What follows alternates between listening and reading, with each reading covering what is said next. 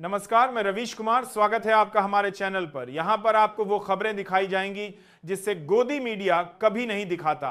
दोस्तों, इस ग्राफ को गौर से देखिए। 93.4% लोग हमारे वीडियो को देख तो रहे हैं, लेकिन चैनल को सब्सक्राइब नहीं किया है। तो यदि आपने अभी तक हमारे चैनल को सब्सक्राइब नहीं किया तो अभी इस वीडियो को लाइक और हमारे चैनल को सब्सक्राइब कर ले और बेल आइकन को ऑल पर सेट कर ले, ताकि हमारी वीडियो आप तक सबसे पहले पहुंच सके। दौरा करने का ऐलान किया। गजा की सड़कों पर सफाई का काम शुरू, मलबा हट रहा है। उजड़े हुए इलाकों में लोग कह रहे हैं हम दोबारा बसाएंगे अपनी दुनिया। यमन के हुती विद्रोहियों ने इजराइल पर हमले रोकने की घोषणा की। रेड सी पर भी शांति लौटेगी। लेबनान में इजराइल के बड़े हमले, हिजबुल्लाह की 300 से ज्यादा मशीनें और वाहन तबाह। ये थी कुछ मुख्य सुर्खियां, लेकिन खबरें इससे कहीं ज्यादा हैं जो दिल को छूती हैं और सोचने पर मजबूर करती हैं। तो चलिए शुरू करते हैं इन खबरों का सिलसिला, एक भावुक बैकग्राउंड संगीत के साथ, जहां स्टोरियां होंगी जो तकलीफ देती हैं लेकिन हकीकत हैं। करने से पहले एक छोटा सा अनुरोध है, अगर आपने अभी तक इस वीडियो को लाइक नहीं किया है तो जरूर करें। इसे अपने दोस्तों और परिवार के साथ शेयर कीजिए और कमेंट में बताइए कि आप यह वीडियो भारत के किस शहर या राज्य से देख रहे हैं। इजराइल और हमास के बीच सीज फायर मजबूती से टिका हुआ है और इसी शांति में हजारों फिलिस्तीनी बेघर अपने तबाह घरों की ओर लौट रहे हैं। उत्तरी गजा के वो इलाके जो महीनों से आग और बारूद की चपेट में थे, अब वहां सिर्फ राख का ढेर है, मलबा है और जिंदगी की वापसी की हल्की सी आहट। इजरायली सेना ने सीज फायर समझौते के पहले चरण में गजा के कुछ हिस्सों से पीछे हटना शुरू कर दिया है, लेकिन हमास, फिलिस्तीनी इस्लामी जिहाद और पीएफएलपी जैसे फिलिस्तीनी गुटों ने साफ साफ कहा है कि गजा पर किसी विदेशी सुरक्षा या निगरानी को हम कबूल नहीं करेंगे। इधर गजा के अधिकारी अब युद्ध अपराधों और नरसंहार की एक स्वतंत्र अंतर्राष्ट्रीय जांच की मांग कर रहे हैं। कह रहे हैं जो हमारे साथ हुआ उसकी जांच हो। उधर अमेरिका के राष्ट्रपति डोनाल्ड ट्रंप ने कहा है कि इजरायली बंधकों की रिहाई सोमवार से शुरू होगी। वहीं यूएनआरडब्ल्यूए का कहना है कि 6000 ट्रक तैयार हैं। रास्ते खुलते ही राहत सामग्री कुछ घंटों में गजा पहुंच जाएगी। हालांकि तुर्की और मिस्र के रास्ते से कुछ मदद पहुंच रही है, लेकिन आईडीएफ की तरफ से बाधाएं अभी भी बाकी हैं, जिससे पहुंच सीमित है। इधर इजराइल ने फिलिस्तीनी कैदियों को 2 जेलों में स्थानांतरित करना शुरू कर दिया है, जहां से सीज फायर डील के तहत रिहाई की प्रक्रिया होगी। ये थी अब तक की कुछ लेटेस्ट अपडेट्स। अब सुनिए खबरों को विस्तार से और महसूस कीजिए इनकी गहराई को। तुर्की के राष्ट्रपति रजब तैयब अर्दगन ने गजा जाने का ऐलान कर दिया। उन्होंने कहा कि पहले वो खुद गजा जाएंगे, उसके बाद उनकी पार्टी के नेता और कार्यकर्ता। एक तरह से उन्होंने दुनिया के सामने पहल करने की इच्छा जाहिर की है। तुर्की के राष्ट्रपति रजब तैयब अर्दगन ने गजा सीज फायर के बाद कहा कि तुर्की ने इस शांति प्रयास में महत्वपूर्ण भूमिका निभाई है। उन्होंने कहा, हमारी विदेश नीति जो सिद्धांतों पर आधारित है और अनुभव से समृद्ध, ने शांति का रास्ता आसान बनाया। हमारे फिलिस्तीनी भाइयों, खासकर हमास ने शांति के लिए समझदारी दिखाई। 2 साल की जुल्म की कहानी अब खत्म होने की ओर है। चेहरों पर मुस्कान लौट आई है। ये थे अर्दगन के शब्द और दावे। अर्दगन ने आगे कहा, मैं फिलिस्तीन और उसके लोगों को सलाम करता हूं। गजा के पीड़ितों के चेहरों पर हर मुस्कान हमारे लिए स्वीकार्य है। पहले मैं जाऊंगा गजा, फिर आप। दोस्तों, गजा की तबाही के बीच जिंदगी फिर से सांस लेने लगी है। इजरायली सेना के कुछ इलाकों से हटने के बाद गजा नगर पालिका की टीमें सड़कों की सफाई और मलबा हटाने में लग गई हैं। जहां कल टैंक दौड़ते थे, वहां आज बुलडोजर और मजदूर काम कर रहे हैं। टूटी हुई गलियों में बच्चे झांक रहे हैं, सोच रहे हैं कि क्या दुकानें फिर खुलेंगी, क्या बिजली फिर आएगी। हर झाड़ू की आवाज, हर मलबे का हटना उम्मीद की एक नई रेखा खींच रहा है। गजा की जमीन पर नई तकदीर लिखी जा रही है। गजा के इस जज्बे को सलाम। घर टूटा नहीं, लेकिन इंसान टूट गया। गजा से एक छोटी सी कहानी सुनिए। 11 अक्टूबर को गजा से एक दिल को छूने वाली तस्वीर आई। एक फिलिस्तीनी व्यक्ति अपने उजड़े मोहल्ले की ओर जा रहा था, देखने कि उसका घर अभी भी खड़ा है या मिट्टी में मिल गया। रास्ते भर वो खामोश चला, कभी धीमे कदमों से, कभी तेज। आंखों में दुआ थी, डर भी था, लेकिन जब पहुंचा तो घर सलामत मिला। वो अपनी घर की सलामती देखकर खुद रो पड़ा। ये आंसू सिर्फ राहत के नहीं थे, बल्कि 2 साल की तबाही के हिसाब थे, वो हिसाब जो दुनिया ने देखा है। गजा में मकान टूट गए, लेकिन हौसला एक मजबूत इमारत की तरह खड़ा है। दूसरी कहानी, सीज फायर के बाद हजारों फिलिस्तीनी अपने तबाह घरों की ओर लौट रहे हैं। जहां कभी छत होती थी, अब आसमान है। जहां बच्चे खेलते थे, अब मलबा है।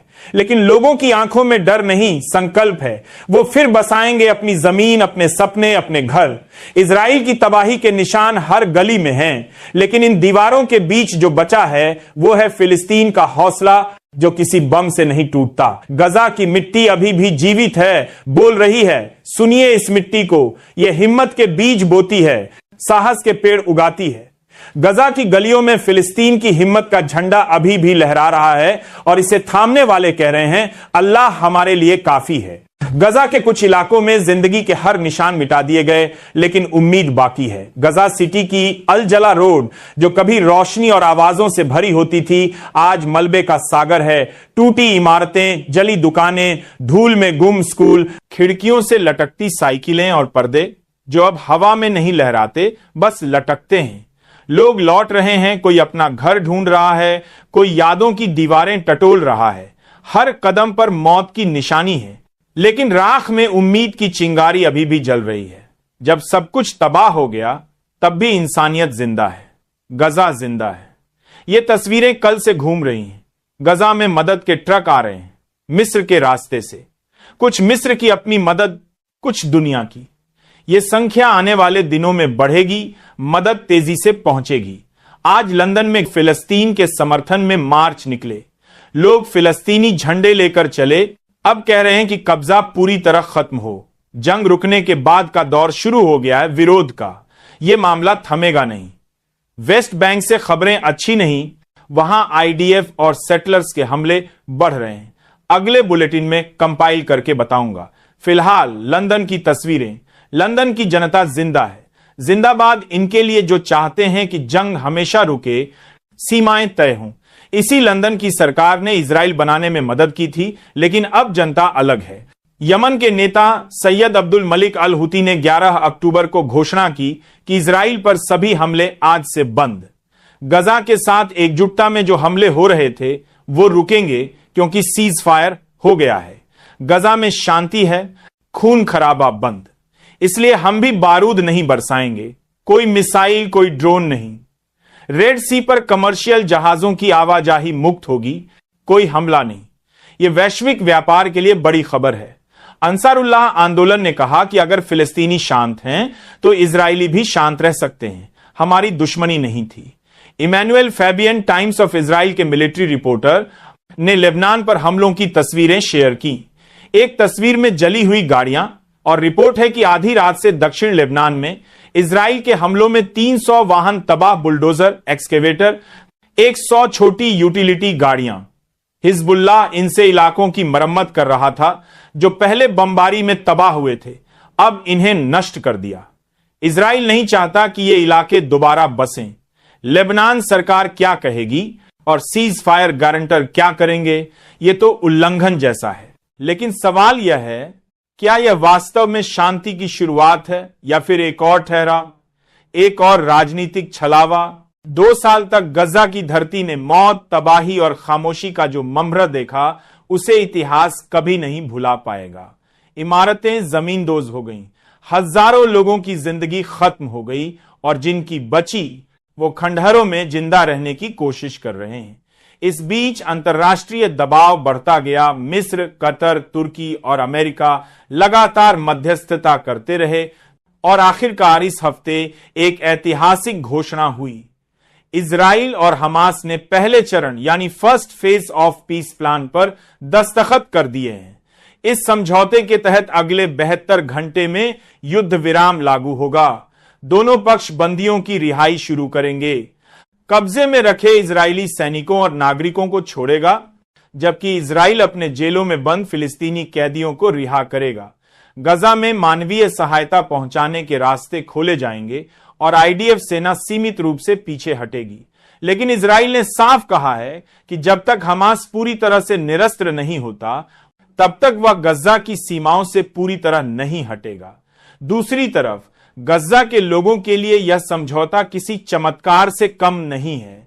महीनों बाद जब उन्होंने बमों की आवाज की जगह खुशी की आवाज सुनी तो सड़कों पर लोग झूम उठे।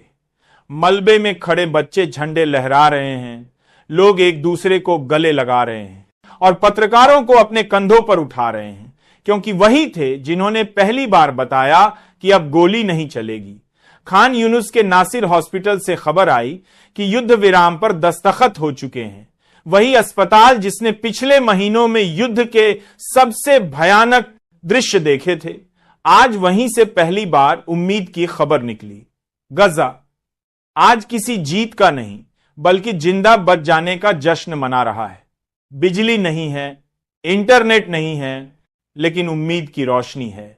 अंधेरे में भी लोगों के चेहरों पर एक अजीब सी चमक है, जैसे किसी ने कहा हो कि अब इंसानियत थोड़ी देर के लिए सांस ले सकती है। वहीं इजराइल में माहौल एकदम उल्टा है। नेतन्याहू की सरकार पर अंदर और बाहर दोनों तरफ से दबाव है। कट्टरपंथी गुट उन्हें कमजोर कह रहे हैं। जनता सवाल पूछ रही है कि 2 साल की लड़ाई के बाद हासिल क्या हुआ? हजारों मौतों के बाद क्या यह सिर्फ एक अस्थायी समझौता है? नेतन्याहू ने कैमरे के सामने आकर कहा, हम अपने सभी बंधकों को वापस लाएंगे। आईडीएफ ने साहस और ताकत दिखाई है, लेकिन इस बयान के पीछे झलक रहा था एक भारी दिल, क्योंकि वही नेतन्याहू जिन्होंने कहा था हमास को खत्म कर देंगे, आज मजबूर होकर शांति समझौते पर दस्तखत कर रहे हैं। इस युद्ध विराम की स्क्रिप्ट पर अगर गौर करें तो इसके पीछे सबसे बड़ा नाम डोनाल्ड ट्रंप का है। उन्होंने बयान दिया, I am very proud to announce that Israel and Hamas have both signed off on the first phase of our peace plan. यानी ट्रंप ने खुद इसे अपनी कूटनीति की जीत बताया। उन्होंने कहा कि यह पूरी दुनिया को एक साथ लाने वाला समझौता है और दावा किया कि अब सब मुझे पसंद करने लगे हैं। उन्होंने ईरान को लेकर भी बयान दिया कि अगर ईरान परमाणु हथियार के और करीब पहुंच जाता तो यह समझौता संभव नहीं होता। पर सच यह है कि ट्रंप की भाषा में जीत का दावा जितना तेज है, जमीनी हकीकत उतनी ही पेचीदा है। समझौता स्याही से नहीं बल्कि नीयत से चलता है, नीति से, और नीयत की परीक्षा अब शुरू हो रही है। पहले चरण के बाद दूसरा चरण होगा। उसमें हमास को गज्जा का प्रशासन सौंपना होगा, हथियारों को नियंत्रित करना होगा और अंतर्राष्ट्रीय निगरानी में गज्जा के पुनर्निर्माण की प्रक्रिया शुरू करनी होगी। दूसरे चरण की राह आसान नहीं है। कई यूरोपीय देशों में पहले से ही इजराइल की आलोचना तेज हो गई है। यूके की ग्रीन पार्टी ने प्रस्ताव रखा है कि आईडीएफ को आतंकी संगठन घोषित किया जाए। तुर्की के राष्ट्रपति अर्दोगन ने बयान दिया कि इजराइल का जनसंहार हिटलर से भी आगे बढ़ चुका है। स्विट्जरलैंड और फ्रांस में लोग सड़कों पर उतर आए हैं। पुलिस और प्रदर्शनकारियों के बीच झड़पें हुई हैं। यह सब दिखाता है कि दुनिया भर में अब इजराइल की नीति और उसकी वैधता पर सवाल उठने लगे हैं। गजा के भीतर राहत और जश्न है, लेकिन अंतर्राष्ट्रीय मंच पर बहस और विरोध जारी है और यही विरोध शायद आने वाले महीनों की दिशा तय करेगा। क्या यह समझौता टिकेगा? क्या नेतन्याहू अपनी कुर्सी बचा पाएंगे? क्या हमास वाकई हथियार छोड़ देगा? क्या गज्जा के नागरिक फिर से सामान्य जीवन पा सकेंगे? इस रिपोर्ट का सबसे अहम हिस्सा यही है, यह कोई जीत नहीं, कोई अंत नहीं, बल्कि एक थकान के बाद लिया गया ठहराव है। युद्ध के बाद की शांति असली परीक्षा होती है और वो परीक्षा अब शुरू हो रही है। तो दोस्तों, ये थी आज की बड़ी खबर, युद्ध, समझौता और उम्मीद की कहानी। अगर आपको यह रिपोर्ट पसंद आई हो तो वीडियो को लाइक करें, शेयर करें और नीचे कमेंट करके बताइए कि आप यह वीडियो भारत के किस शहर या राज्य से देख रहे हैं। और याद रखिए, जो जिंदा हैं वही उम्मीद है। मैं रविश कुमार आपसे विदा लेता हूं। मिलते हैं अगले एपिसोड में, जब बात होगी दूसरे चरण की, यानी शांति के असली इम्तिहान की। लेकिन कहानी यहीं खत्म नहीं होती, क्योंकि शांति सिर्फ एक कागज पर लिखी इबारत नहीं होती, उसे जमीन पर उतारना पड़ता है। गजा के जिन इलाकों में अब बम नहीं गिर रहे, वहां लोग धीरे धीरे अपने घरों की तलाश में लौट रहे हैं। कोई टूटी हुई दीवारों के बीच अपने बच्चों के खिलौने खोज रहा है,